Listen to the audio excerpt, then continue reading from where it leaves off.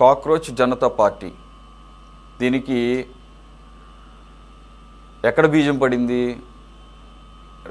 ఈ నెల 15ని ఇది ఈ సోషల్ మీడియా పేజ్ అవతరించింది. 1-2 రోజుల ముందు అనుకుంటా. సో మొత్తం కలిపి ఇప్పటికి ఒక 10 days కూడా కాలేదు. ఒకానొక సందర్భంలో చీఫ్ జస్టిస్ ఆఫ్ ఇండియా యువతను లేజీగా అభివర్ణిస్తూ పనిపాట లేక గంటల తరబడి కంప్యూటర్లు ఫోన్ల మీద కూర్చొని సోషల్ మీడియాలో బొద్దింకల్లాగా తయారయ్యారు అని చెప్పేసి ఆయన అన్న మాటలు బయటకు వచ్చినప్పుడే కొంత ఆశ్చర్యాన్ని కలిగించినాయి. ఇది కాస్త వివాదాస్పదం కూడా అయ్యింది. కొంతమంది విశ్లేషణలు కూడా చేశారు. అయితే ఆయన తర్వాత చిన్నపాటి వివరణ ఇచ్చుకున్నాడు. ఆయన మాటల్ని వక్రీకరించారని చెప్పేసి ఆయన ఫేక్ డిగ్రీలు పెట్టుకొని వస్తున్నటువంటి లాయర్లని ఉద్దేశించి అన్నాడు. కానీ దాంతోపాటుగా యువతను కూడా, భారతీయ యువతను కూడా లేజీ మనస్తత్వం అని చెప్పేసి అంటూ బొద్దింకలు, కాక్రోచెస్ అండ్ పారాసైట్స్, పరాన్న జీవులుగా అభివర్ణించాడు ఆయన. సరే, ఆయన ఏదో చిన్నపాటి కవరింగ్తో తప్పించుకుందామని చూశాడు. సరే, ఆయన చీఫ్ జస్టిస్ ఆఫ్ ఇండియా కాబట్టి ఎవరి అభిప్రాయాలు వాడు చెప్పారు. కానీ భారతీయ యువత ఊరుకోలేదు. అభిజిత్ అనే ఒక యుఎస్లో బోస్టన్లో చదువుకుంటున్నటువంటి ఒక యువకుడు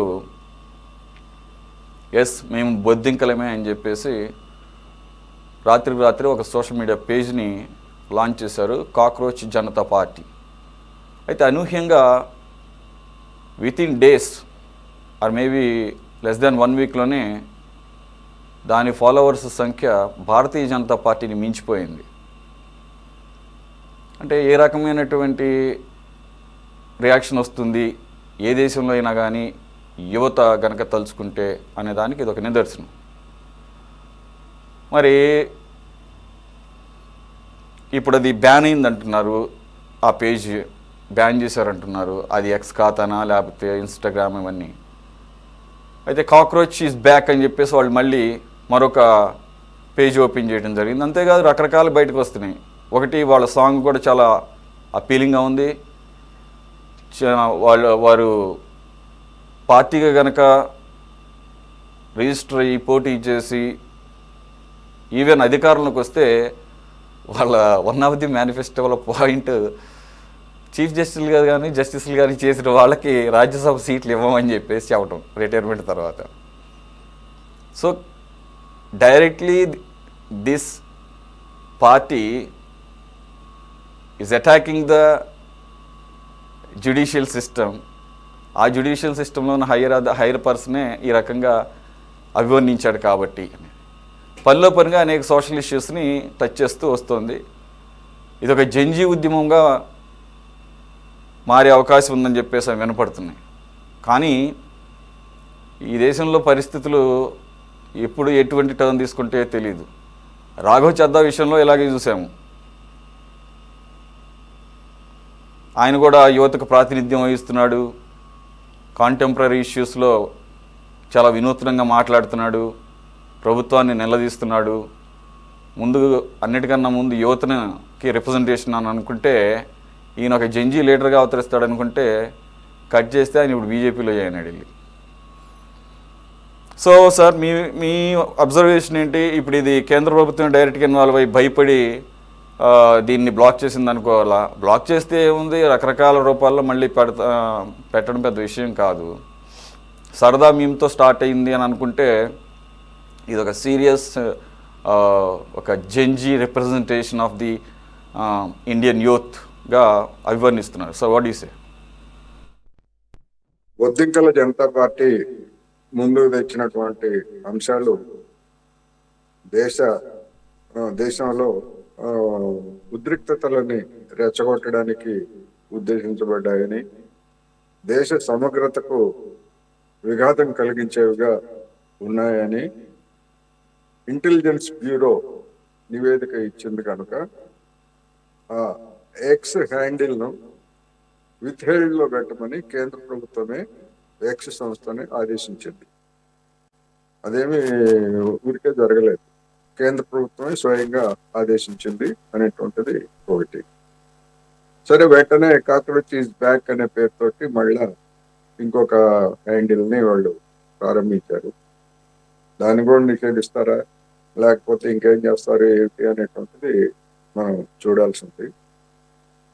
ఈ పరిణామం చూస్తే మహేష్ బాబు సినిమాలో పండుగడి దెబ్బ అని ఒక డైలాగ్ ఉంటుంది. బీజేపీకి, కేంద్ర ప్రభుత్వానికి ఆ విధమైనటువంటి ఒక దెబ్బ తగిలింది. ఆ దెబ్బ తగిలినప్పటి నుంచి నిన్న, ఈరోజు, మొన్న టీవీ డిస్కషన్స్ లో వాళ్ళు ఏం మాట్లాడుతున్నారో కూడా తెలియకుండా ఇష్టం వచ్చినట్టు వ్యాఖ్యలు చేస్తున్నారు. ఒకటి, ఈ సిజేపీ వెనుక, బొద్దింకల పార్టీ వెనకాల పాకిస్తాను లేకపోతే ఇతర బంగ్లాదేశ్, ఇతర దేశాల హస్తం ఉన్నది. ఇదంతా పెద్ద కుట్ర, బీజేపీకి లేదా కేంద్ర ప్రభుత్వానికి వ్యతిరేకంగా జరుగుతున్న కుట్ర అని వాళ్ళు ప్రచారం ప్రారంభించారు. ఇక్కడ మనం గమనించాల్సింది ఏంటంటే, సూర్యకాంత్ మిశ్రా గారు, ఆయన చీఫ్ జస్టిసే, అనుమానం లేదు. ఆయన ఇచ్చినటువంటి తీర్పులను కూడా మనం విమర్శించవచ్చు, మనకు ఆ రైట్ ఉంది. కానీ ఫిబ్రవరిలో అనుకుంటాను ఆయన డొమెస్టిక్ వర్కర్స్ కి మినిమం వేజెస్ నిర్ణయించాలనేటువంటి ఒక కేసు విచారణ సందర్భంగా అసలు ఈ కార్మిక సంఘాలు వీళ్ళందరూ కూడా దేశాన్ని నాశనం చేస్తున్నారు అని చెప్పేసి మొత్తం కార్మిక సంఘాల మీదనే ఆయన ఒక వ్యతిరేకమైనటువంటి ప్రకటన చేసినప్పుడు, అప్పుడు కార్మిక సంఘాలన్నీ కూడా ఆ ప్రకటనని, అంటే ఆయన వ్యాఖ్యల్ని తీవ్రంగా ఖండించాయి. అయినా కానీ సదర్ న్యాయమూర్తి వాటిని ఏమీ లెక్క చేయలేదు. లెక్క చేయకపోగా మళ్ళా యువత గురించి, లేకపోతే ఆయన తీవ్రమైనటువంటి అవాంఛనీయమైనటువంటి వ్యాఖ్యలకి పాల్పడ్డారు కనుక, అదేదో పొరపాటున ఆయన చెప్పినట్టుగా ఏదో కొంతమందిని ఉద్దేశించో, లేకపోతే తప్పుడు పనులు చేసేటువంటి వాళ్ళని ఉద్దేశించారు అన్నారు అనుకునేందుకు ఏ విధమైనటువంటి ఆస్కారం లేదు. సర్కమ్స్టెన్షియల్ ఎవిడెన్సెస్ అంటారు కదా కోర్టు పరిభాషలో. ఆయనకి ఆయన బుర్రలో ఉన్నటువంటి దాన్ని ట్రేడ్ యూనియన్ల మీద అదే వ్యాఖ్య చేశాడు, ఇప్పుడు యువత మీద కూడా అదే వ్యాఖ్య చేశారు అనేటువంటిది మనకి స్పష్టం. మరి ఇది కేంద్రంలో ఉన్నటువంటి పెద్దల్ని మెప్పించడానికి, ఒప్పించడానికి ఎందుకు అంటే, ట్రేడ్ యూనియన్ లేబర్ కోడ్లకు వ్యతిరేకంగా ట్రేడ్ యూనియన్లు ఉద్యమించి వస్తున్నటువంటి సమయంలో ఆయన కామెంట్స్ చేయడం ద్వారా మరి ఏమన్నా గవర్నర్ పదవో, లేకపోతే ఏమన్నా ఇంతకుముందు ఒక ప్రధాన న్యాయమూర్తి మాదిరే రాజ్యసభనో ఇంకేదన్నా పదవులను ఆశించారో మనకైతే తెలియదు. ఒక న్యాయమూర్తిగా అనేక మంది న్యాయమూర్తులు అవాంఛనీయమైనటువంటి కామెంట్స్ చేస్తున్నారు. వాటికి సంబంధించినటువంటి ఎక్కడ తీర్పుల్లో కానీ వాటిల్లో కానీ వాటి ప్రభావం ఇక్కడ కనపడలేదు. ఇక్కడ బీజేపీ వాళ్ళు చేస్తున్నటువంటి కుట్ర, దానికి ఒకవేళ అదే నిజము అని అనుకుంటే కాసేపు, మరి సూర్యకాంత్ కూడా కుట్రలో భాగస్వామిగానే ఉండాలి. ఆయన మే 15వ తారీఖున ఆ విధమైనటువంటి వ్యాఖ్యలు చేస్తాడని ముందే తెలుసా? లేదా ఆ 15వ తారీఖు చేసినటువంటి వ్యాఖ్యల మీద 16వ తారీఖున ఆ అభిజిత్ దిక్త్ అనేటువంటి అతను ఆ విధంగా స్పందించి ఒక సెటైరికల్ గా పెట్టినటువంటి పోస్ట్ ని పెడతారని, అది కూడా కుట్రలో భాగమైన? ఒకవేళ ఆ అభిజిత్ వెనకాల మన దేశాన్ని వ్యతిరేకించేటువంటి శక్తులు అమెరికా నుంచి కూడా చాలా మంది చేశారంట, బీజేపీ వాళ్ళు చెప్తున్న లెక్కలు. అది అది ఏ విధంగా మరి 2 కోట్ల మంది నుంచి ఆ లెక్కలు ఎట్లా సేకరించారో ఏమిటో అనేటువంటి మనకైతే తెలియదు. బహుశా వేదిక్ గణితం ఉంటది కదా, అట్లాంటి ఏమన్నా టఫ్ మని ఇలా అనగానే వాళ్ళకి లెక్కలు తెలిసి ఉంటాయి. ఒక తప్పుడు ప్రచారం మొత్తం పాకిస్తాన్ వాళ్ళంతా వెంటనే అయిపోయి ఎట్లా సాధ్యం అవుతుందండి? 15వ తారీఖు ఆయన ప్రధాన న్యాయమూర్తి వ్యాఖ్యలు చేయడం, 16వ తారీఖు ఇది చెప్పడం, 17, 18 తారీఖుల్లోనే కోట్ల మంది పాకిస్తాన్ వాళ్ళు అంతా ఆయన అభిజిత్తును వెనకేసుకున్నారట. అంటే ముందుగానే ప్లాన్ చేసి ఉంటే తప్ప, మరి ముందుగా ప్లాన్ చేసి ఉన్నప్పుడు మన ముసిలి జేమ్స్ బాండ్ ఏం చేస్తున్నాడు? అజిత్ డోవల్ ఆ కుట్రలన్నీ కనుగొనాల్సినటువంటి అవసరం లేదా? అసలు చీఫ్ జస్టిస్ ఆ విధమైనటువంటి వ్యాఖ్యలు ఎందుకు చేశారు? అది కూడా కుట్రలో భాగమేనా? దర్యాప్తు చేసే దమ్ముందా కేంద్ర ప్రభుత్వానికి? అంత పెద్ద కుట్ర జరిగితే దేశానికి వ్యతిరేకంగా. అందుకని ఇది అనూహ్యమైనటువంటి ఒక పరిణామం. ఈ పరిణామాన్ని తట్టుకోలేక కుట్ర సిద్ధాంతాలు, మత కోణాలు, నానా చెత్తంతా కూడా తీసుకొచ్చి జనం ముందు కుమ్మరిస్తున్నారనేటువంటిది మనకి స్పష్టంగా కనిపిస్తూ ఉంది. ఇక్కడ మనం గమనించాల్సింది, దేశంలో యువతలో ఉడికిపోతున్నటువంటి అసంతృప్తికి లేకపోతే నిరసనకి ఇది ప్రతిబింబం. ఈ విధమైనటువంటి ప్రతిస్పందన రావడానికి అనువైనటువంటి వాతావరణం దేశంలో ఉన్నది అనేటువంటి వాస్తవాన్ని బీజేపీ నాయకులు కావచ్చు, లేదా కాంగ్రెస్ నాయకులు కావచ్చు, లేదా ఇతర పార్టీల నాయకులు ఎవరైనా సరే, ఇది అన్ని పార్టీలకి ఒక హెచ్చరికే నా అభిప్రాయం ప్రకారం. ఎందుకు అంటే, తమిళనాడులో జరిగినటువంటి ఎన్నికల్లో సాంప్రదాయకంగా ఉన్నటువంటి డిఎంకే, అన్నా డిఎంకేలకు ప్రత్యామ్నాయంగా ఒక మచ్చ లేనటువంటి, మన గతంలో ఎన్టీ రామారావు గారు ఎట్లాగైతే అధికారంలోకి వచ్చినప్పుడు ఆయన మీద ఎలాంటి మచ్చలు లేవు, ఆ విధంగా టీవీకే విజయ్ రంగంలోకి వస్తే పైసా ఖర్చు పెట్టకపోయినా, మందు పోయించకపోయినా, లేకపోతే ఇంకోటి చేయకపోయినా కానీ ఏ విధమైనటువంటి బ్రహ్మరథం పట్టారో మనం చూసాం.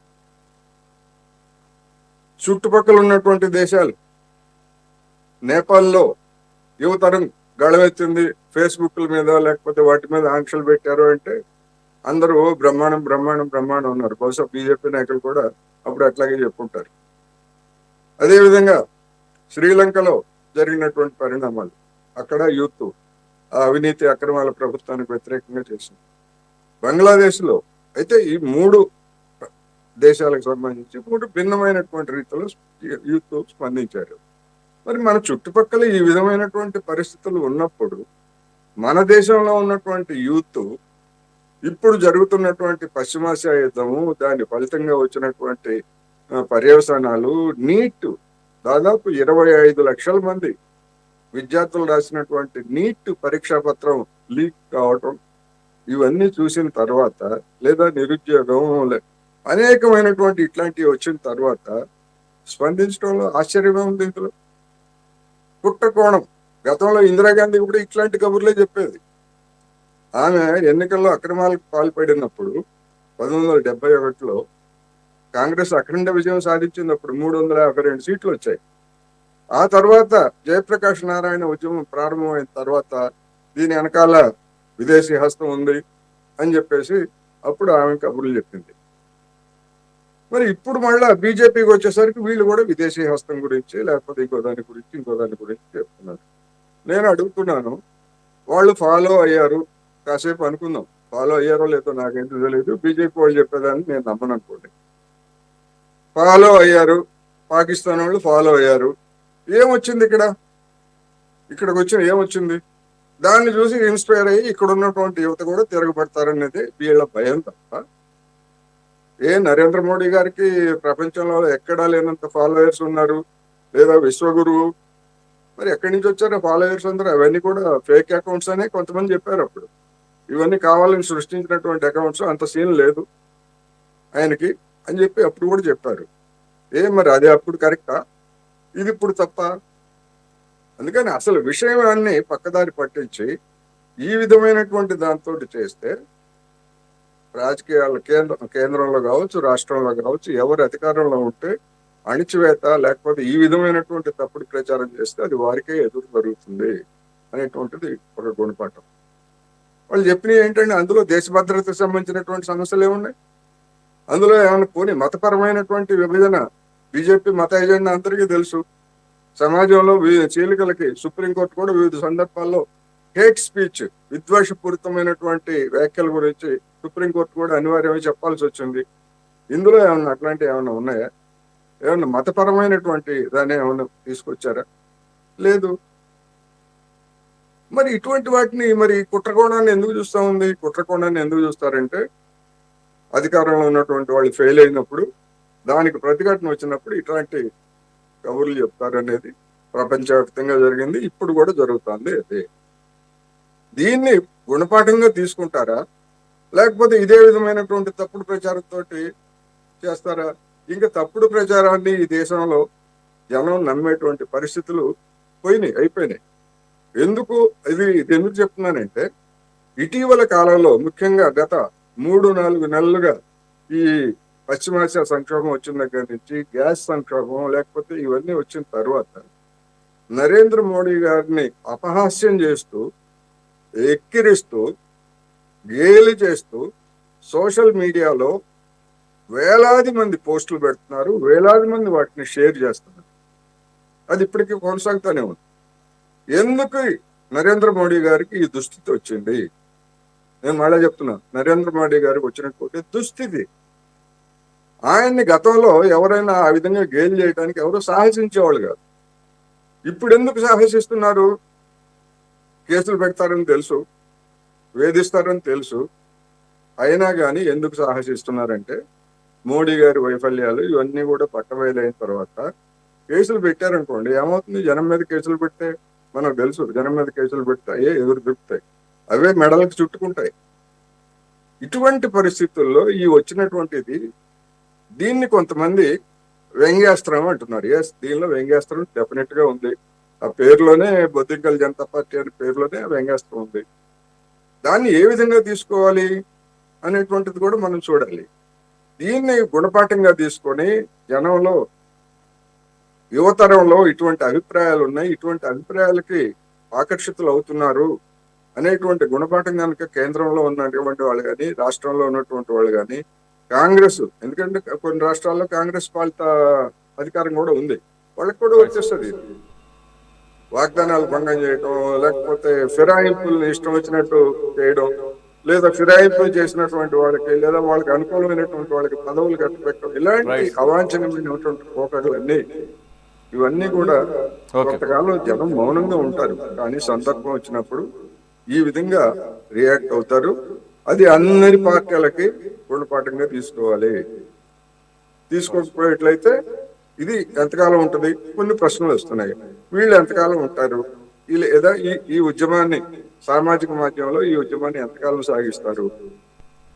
ఎంతకాలం సాగిస్తారో, ఏం జరుగుతుందో అనేటువంటిది మనం ఇప్పుడే చెప్పలేము. కానీ ఒకటి మాత్రం స్పష్టం, ఈ ప్రభుత్వం లేదా పాలక పార్టీల మీద ఉన్నటువంటి అసంతృప్తి ఏమిటనేటువంటిది యూత్ లో ఏ విధమైనటువంటి రెస్పాన్స్ వస్తుందో అర్థమైంది.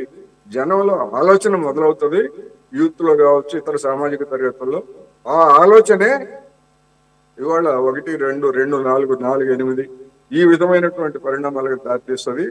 అందుకని పార్టీలు ఇప్పటికైనా తప్పుడు ప్రచారాలు మాని, వేధింపులు మాని, ఇటువంటి వాటిని దూరంగా ఉండి, ఏవైనా తప్పులు ఉన్నాయని అనుకుంటే సరి చేసుకోవాలి, లేకపోతే అనుభవిస్తారు. ఇదే నేను చెప్తాను.